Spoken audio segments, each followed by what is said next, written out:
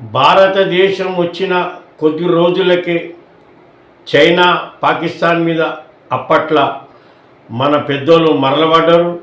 మరలబడి వాళ్ళకు ధీటుగా జవాబిచ్చారు. దేంతోనంటే దాంతో మేము తయారున్నామని లాల్ బహదూర్ శాస్త్రి చెప్పిండు.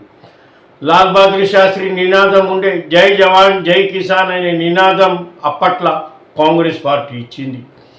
లాల్ బహదూర్ శాస్త్రి ఏమంటున్నా అనేది ఒక పారు మీరు ఇన్నుర్రి చూపెడతా. अगर तलवार की नोक पर या एटम बॉम्ब के डर से कोई हमारे देश को झुकाना चाहे, दबाना चाहे, ये देश हमारा दबने वाला नहीं। तो एक सरकार के नाते हमारा क्या जवाब हो सकता है सिवाय इसके कि हम हथियारों का जवाब हथियारों से दें।